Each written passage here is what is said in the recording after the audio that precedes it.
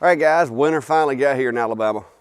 It's not terribly cold, but it's colder than I like it. So, gotta keep my ears warm and get out here and do some milling today.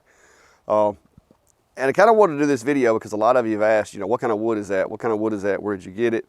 Where does it come from? That kind of thing. And today I'm gonna be cutting up one of my poplar logs that I've had that have been seasoning for quite a while. And if you look on the mill behind me, that's a poplar log that I picked up that a guy in town had cut up and was going to throw away. And I picked those guys up, I bring them over here, I put them in a stack and just let them sit, let the bugs do what bugs do, let the funguses grow inside them and all that stuff. And in that process, I wound up with some really interesting wood. So if that's something you're interested in watching, just stick around and I'll be right back.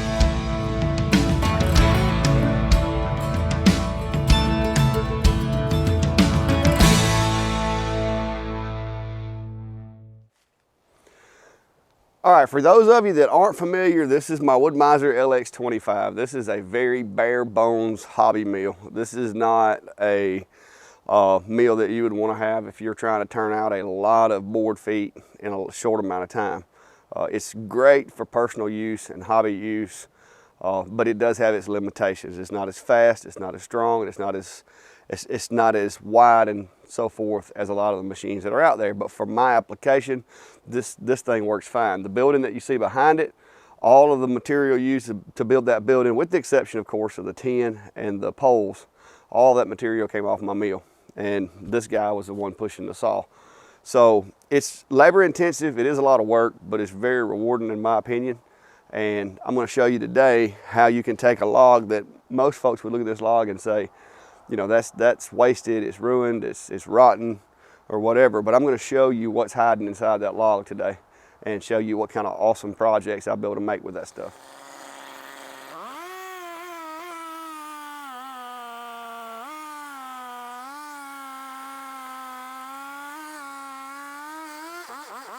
But it's been sitting with the bugs a little longer than I had wanted. This one was already down when I picked it up, so I had no idea how long it had already been down. So it's going to be a little more spalting, a little more rot, so I had to take a lot more off the log than what I'd wanted to. But I still got me a decent little chunk of wood right here. And you can see the different colors and all that in it, and I'll move you over here in just a second and show you in a little more detail. But wood's still a little tender right here, so I don't know how much of this I'm gonna be able to use, to be honest with you. But it does have some interesting color, and you can see what happens with the fungus and the bugs and stuff once they do their thing. All right, so there's some of the coloring and whatnot that's in it. As you can see, it gets a lot of the black. This one's got a little purple, it's got a little pink, green, a lot of different cool colors and character. But like I said, this one's a little too far gone. I may wind up scrapping this one, but I'm gonna split it a couple more times and see what's inside.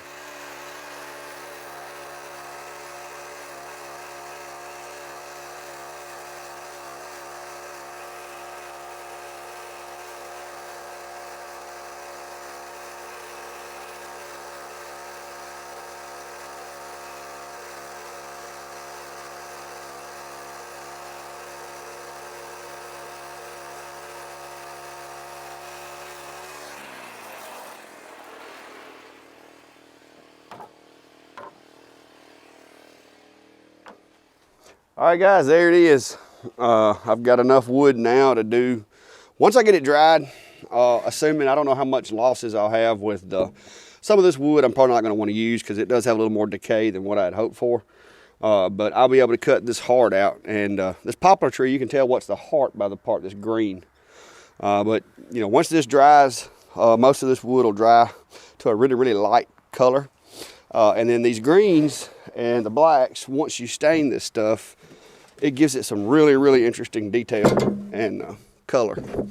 All of my living room tables, coffee tables, and end tables and stuff like that in the house are made out of heart poplar, and the wife is crazy about the grain and the color that it gets and the contrast. So I'll be taking these down to the kiln, putting them in there, letting them dry, and in a few weeks I will have some more material to build from. So, all right, so there's some of the coloring and whatnot that's in it. As you can see, it gets a lot of the black. This one's got a little purple, it's got a little pink, green, a lot of different colors and character. But like I said, this one's a little too far gone. I may wind up scrapping this one, but I'm gonna split it a couple more times and see what's inside. But All right guys, got the wood down here. I've got it in the kiln for now. I'm gonna let it do a little drying, and over the next few weeks, once the wood gets dry enough, I'll take it into the shop, chop it up into little pieces, make it into my cutting boards.